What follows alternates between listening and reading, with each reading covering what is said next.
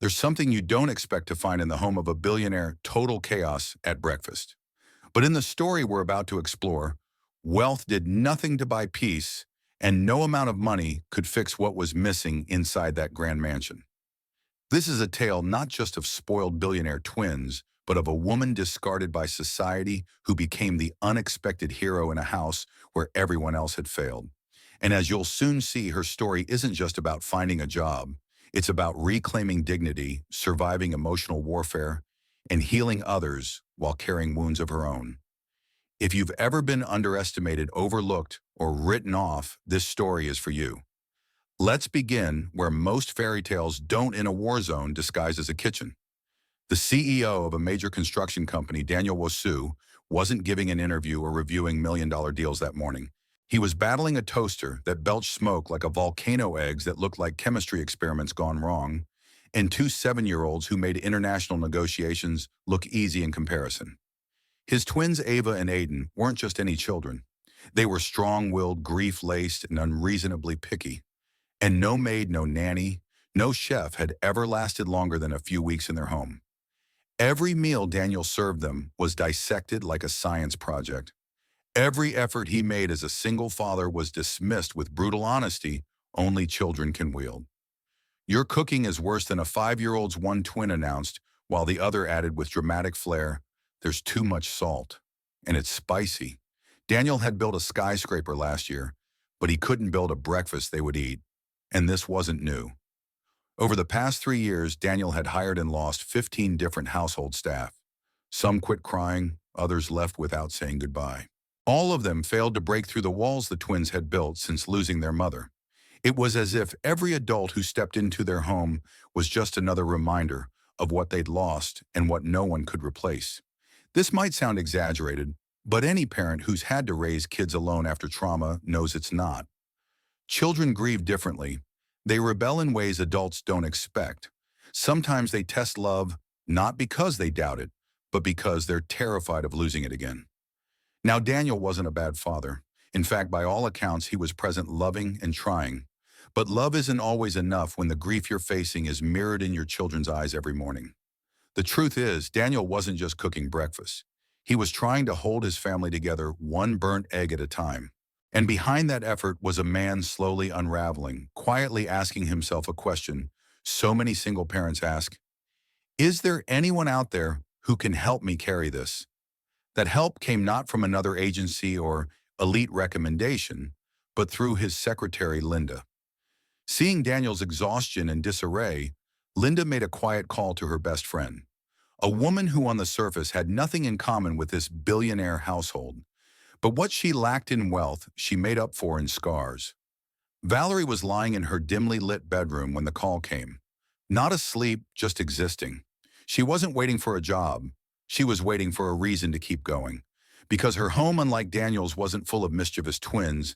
It was full of silence, shame, and emotional cruelty.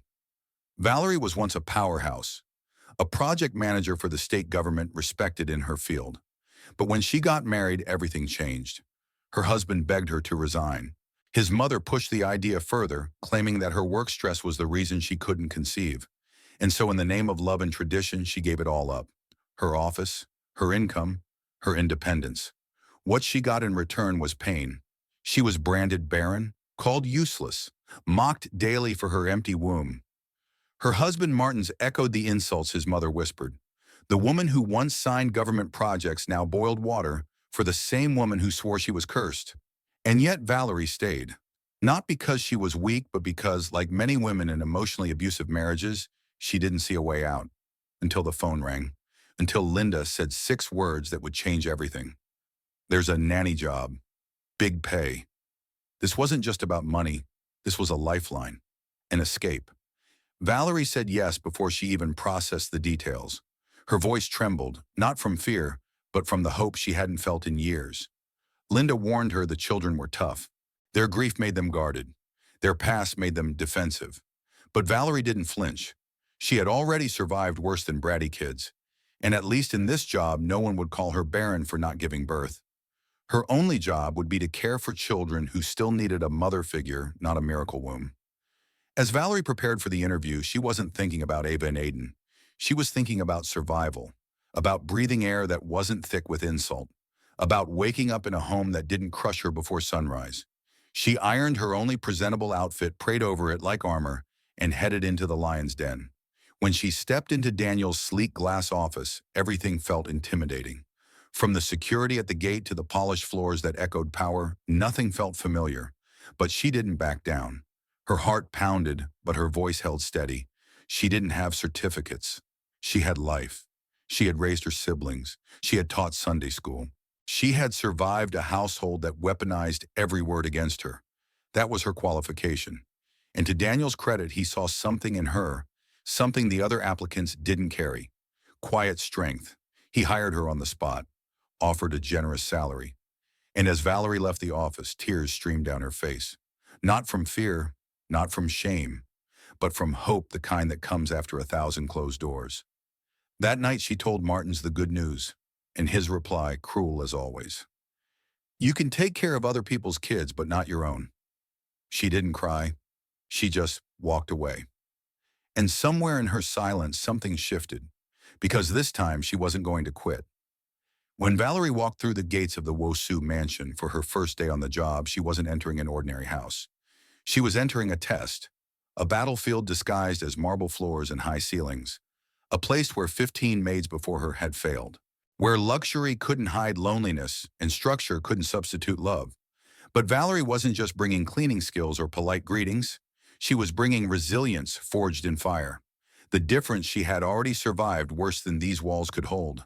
The first people she saw were Ava and Aiden Daniels' 7-year-old twins, slouched like tiny monarchs on matching chairs with iPads in their laps and invisible crowns on their heads. They didn't look up. They didn't greet. They didn't blink. It wasn't rudeness, it was testing. Like many children who have experienced loss, they had learned early that new people don't stay. Why get attached to someone who would likely disappear? In their minds, she was just another maid with a smile that would fade the moment things got difficult. Valerie didn't take it personally.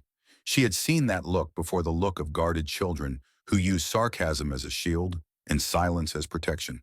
She offered them a cheerful hello. Nothing. She tried a joke. Still nothing. When breakfast came, things got worse.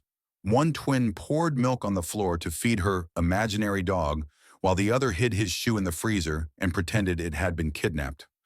Valerie was spinning. Every strategy she tried, they blocked like professional defense players in an emotional game. Now from the upstairs hallway, Daniel watched. Holding a mug of tea, he leaned against the rail with the expression of a man who had seen this scene a dozen times. He didn't say anything, just shook his head and whispered, "Will this one even last the week?" And honestly, it was a fair question. But what no one knew, not Daniel, not the twins, not even Valerie herself, was that she wasn't going to play this game like the others had. Because she wasn't here to impress them, she was here to survive. And that made her patient, clever, and ready to fight silently in the way only someone who had lost everything can. By day 3, she had studied their patterns like a scientist.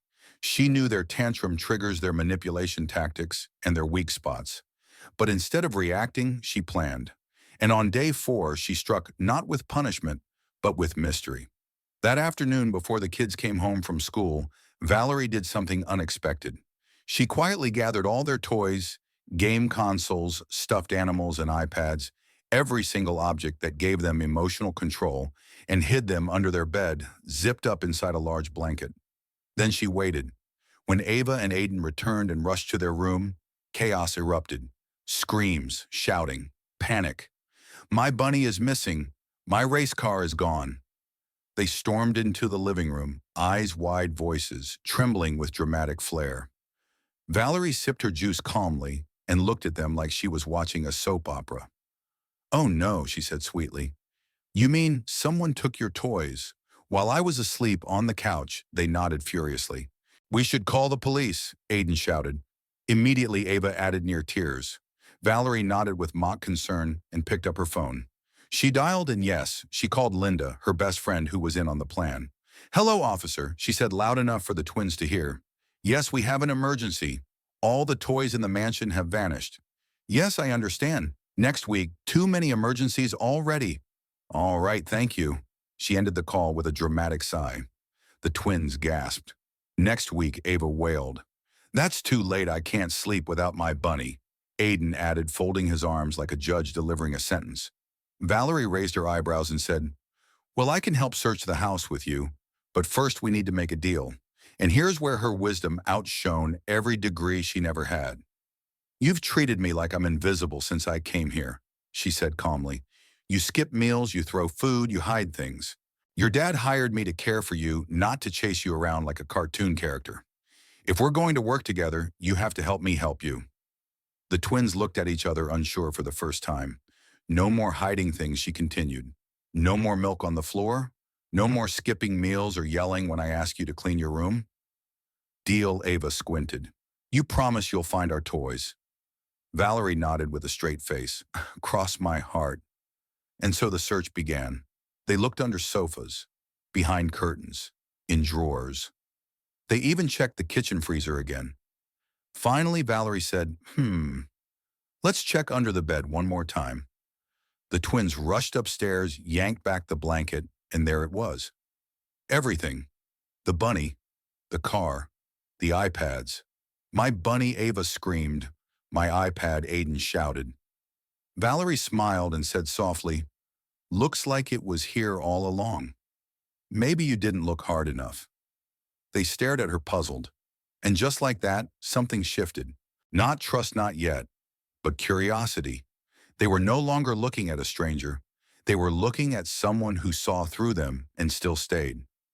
Let's pause for a moment. What Valerie did here wasn't just a trick. It was parenting in its purest form. She didn't yell. She didn't punish. She created a moment where the children felt loss, negotiated honesty, and found reward through connection. Real-life educators, child psychologists, and foster care professionals often speak of similar techniques where emotional behavior is addressed not by dominance, but by empathy and strategy. Valerie hadn't read parenting books. She had lived them, and it showed. From that day, something changed.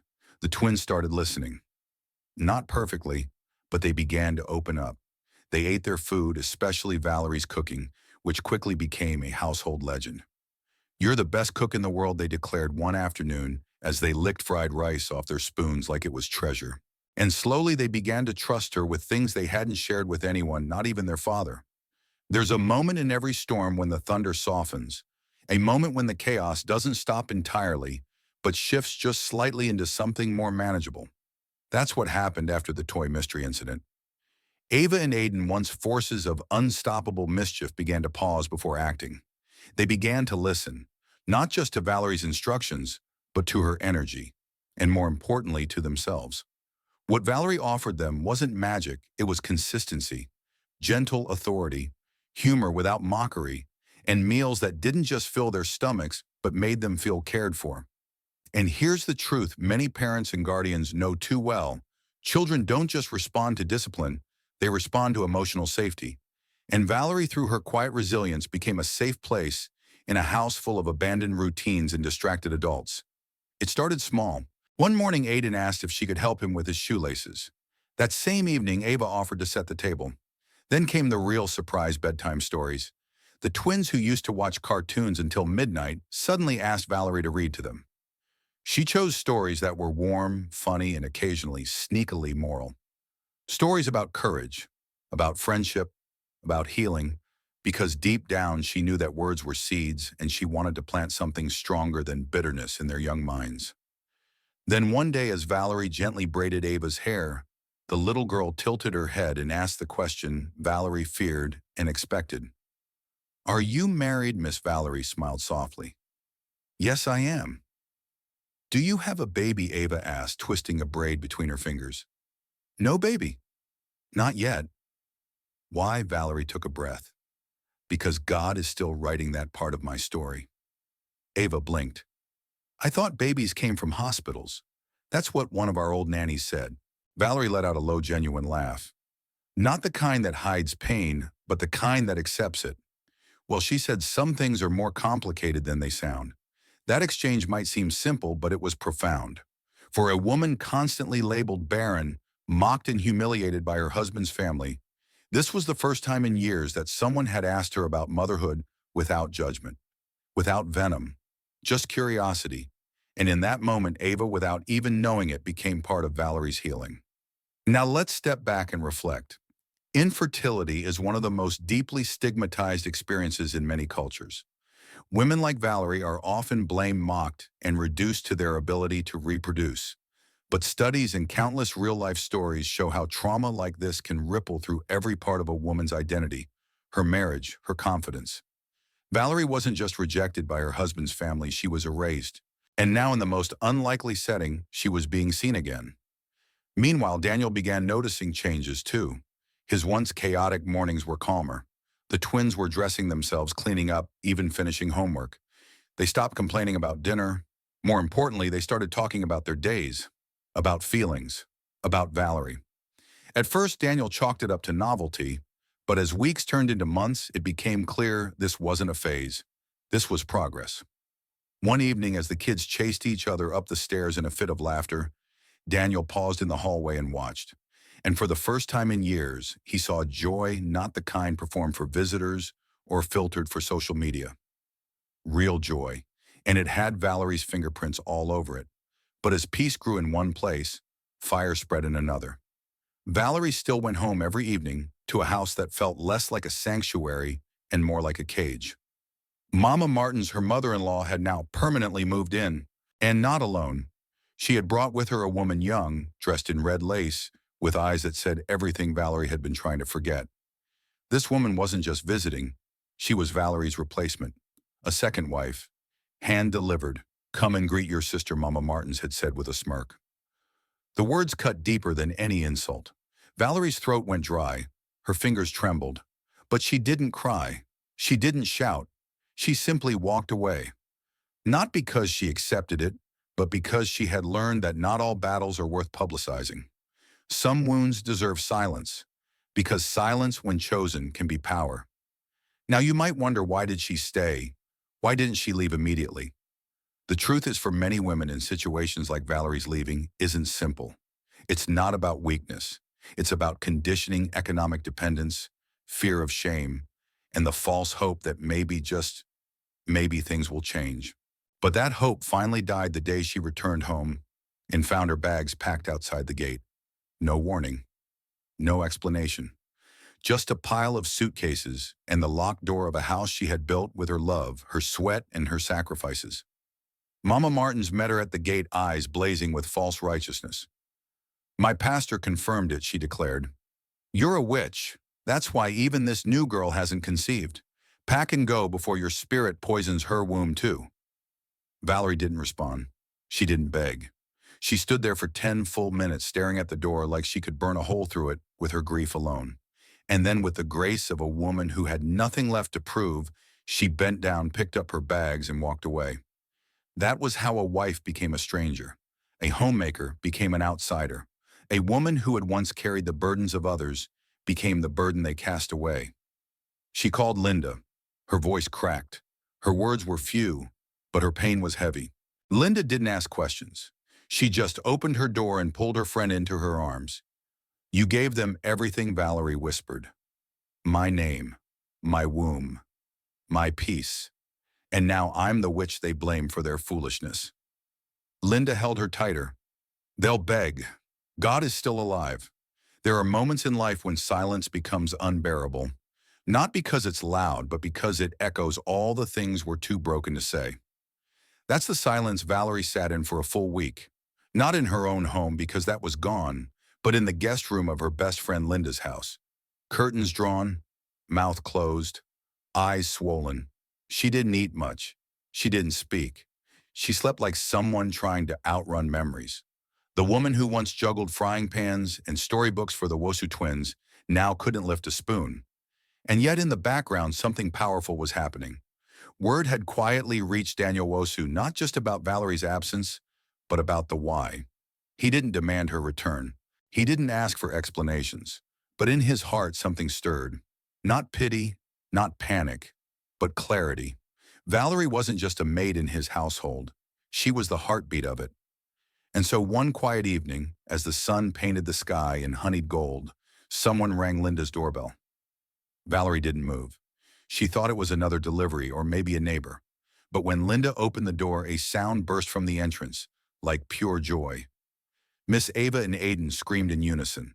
They sprinted past Linda, dove into Valerie's lap, and wrapped their arms around her like children reuniting with their long-lost mother. Aiden pouted. "You look like a zombie, miss." "Are you sick?" Ava clutched her arm. "We missed you. Like a million." Valerie tried to speak, but her throat clenched. Instead, tears spilled down her cheeks as she hugged them tighter than she ever had before. They weren't just kids anymore. They were family. "We haven't eaten in 1 year," Aiden exaggerated, sticking out his tongue. "The food is tasteless." Ava nodded. "Even Daddy can't cook noodles right." Valerie let out a shaky laugh, part heartbreak, part healing. Then Ava leaned closer, her voice soft.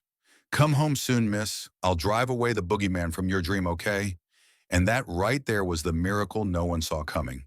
These children, once wild and unreachable, now comforted the very woman who had comforted them. This wasn't just affection. It was transformation. Valerie pulled herself together, wiped her face, and rushed to the kitchen. She made noodles with sausage and eggs, simple, but from her hands it tasted like love. The twins devoured every bite, plates clean within minutes. And in the living room, Daniel stood quietly watching it all unfold. No lecture, no formality. Just recognition that the woman before him had done something no one else could. Later, as the kids played in the hallway, Daniel pulled Valerie aside. "I heard what happened," he said gently. "I'm so sorry. Just know we're here for you. Anytime. Any day." Valerie nodded slowly, swallowing the lump in her throat.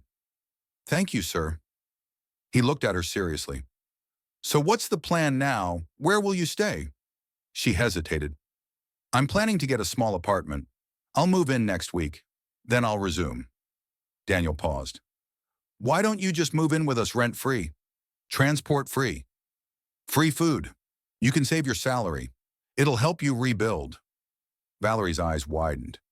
"Sir, I don't think that's a good idea. People will talk." "And my reputation," Daniel cut her off with a soft chuckle. "People don't carry your pain with you. So why should their opinions carry weight in your decisions? You've earned peace, Valerie. You deserve stability." She didn't answer right away. She wasn't sure how to. But just then the twins yelled from the living room. "We want to sleep here tonight," Daniel called back. "No school tomorrow." As they gathered their things to leave, Ava turned and blew Valerie a kiss. Aiden waved dramatically as if saying goodbye to royalty. And Valerie, still standing by the window, felt something shift inside her. Not guilt, not fear, but possibility. That night she stared at the ceiling of Linda's guest room, the kids' laughter replaying in her ears. At exactly 11:32 p.m., she picked up her phone and typed, "I'll move in tomorrow." Then she hit send. No turning back, no shame, no second guessing. Because sometimes rebuilding begins with a simple act of courage. Not a grand speech, not a public announcement, just a decision to choose yourself. Let's reflect on this for a moment. Valerie's story is not rare. Millions of women around the world are devalued simply because their motherhood is delayed or denied. In many cultures, a woman's worth is still tied to her womb. But what if her power is in her wisdom, her patience, her ability to heal children she didn't birth? Valerie didn't carry Ava and Aiden in her belly, but she carried them through grief, rebellion, and back into joy. Isn't that motherhood too? Daniel's invitation was more than charity. It was acknowledgement that a person's value doesn't lie in papers, titles, or public approval. It lies in impact. The next morning, Valerie stood once again at the gates of the Wosu mansion. But this time she wasn't a maid reporting for duty. She was a woman reclaiming her peace. Her head was high, her steps steady, her heart still bruised but beating differently. Because this wasn't a job anymore. This was home, or at least the beginning of one. The twins saw her first through the window. Before she even stepped into the house, Ava shrieked, "She's back," and sprinted down the stairs, her little legs barely keeping up with her joy. Aiden followed, arms wide open. They crashed into her with hugs, their voices overlapping like a waterfall of relief. "You came back," Ava whispered. "You didn't forget us," Aiden added. Valerie knelt down and whispered back, "I promised. Didn't I?" Daniel watched quietly from the top of the stairs, a cup of coffee in his hand, and something unspoken in his eyes. Respect, gratitude, maybe more. But he didn't say a word.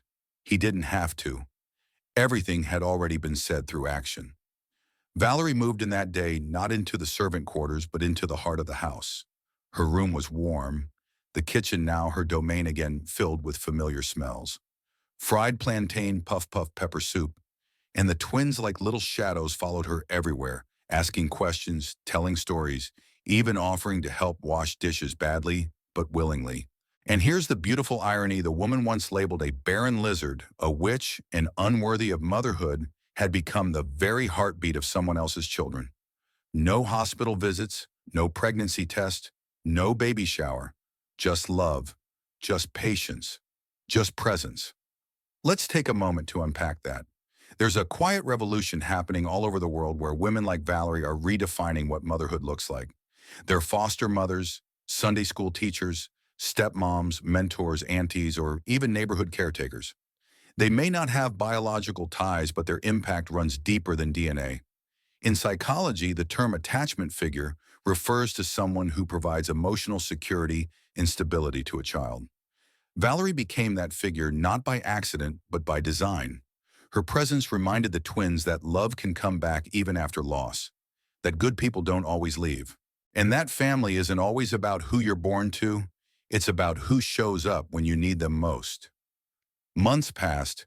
The mansion that once echoed with arguments now danced with laughter. Valerie taught Ava how to bake banana bread. She taught Aiden how to fold his own clothes. She even taught Daniel how to cook eggs that didn't taste like regret. And slowly, gently, the house began to heal, not just physically, but emotionally. Daniel noticed too. The tired CEO who once collapsed into his office every morning now smiled more, laughed more, rested more. He didn't see Valerie as the help anymore. He saw her as something far more important, a partner in peace. And somewhere in the city behind a rusted gate, in half-burnt bitterness, Martins heard whispers. That the woman he threw out was now radiant. That the twins of a billionaire called her Mama V. That the staff respected her. That her joy was louder than his cruelty ever was. And though no one said it to his face, the streets knew he had lost the rarest kind of woman. The kind who could carry a house, a heart, and two broken children without ever asking for applause. Eventually, Valerie did get her own apartment. Modest, clean, filled with soft colors and books she once had no time to read. But by then, she was more than just a tenant. She was a woman with choices, with savings, with dignity restored. And she still worked for the Wosu family, not because she had to, but because she wanted to. She wanted to be there when Aiden lost his first tooth, when Ava danced at her school play, when Daniel finally launched his new family foundation, an initiative focused on supporting widowed fathers and displaced women. And though it was never spoken, people started asking, "Is Valerie just the maid?" And the twins would laugh and say, "No, she's our favorite person." So what's the lesson here? That rejection can be redirection. That the places you're pushed out of often lead you exactly where you need to go. That motherhood isn't defined by biology, but by bravery. That family isn't always blood. It's the people who refuse to give up on each other. And perhaps the most important lesson of all, when someone finally sees you, not as what you've lost, but as what you still carry, that's where healing begins. Valerie wasn't a superhero. She was just a woman who chose not to break. And in choosing that, she helped others heal too. So if you're watching this and you've been called barren, broken, too much, not enough, or anything in between, remember this: your worth isn't in what you've produced, it's in what you've survived. And sometimes the children who need your love the most are the ones you never gave birth to. Be proud of your story, because one day someone will look at you and say, "You saved my life just by showing up."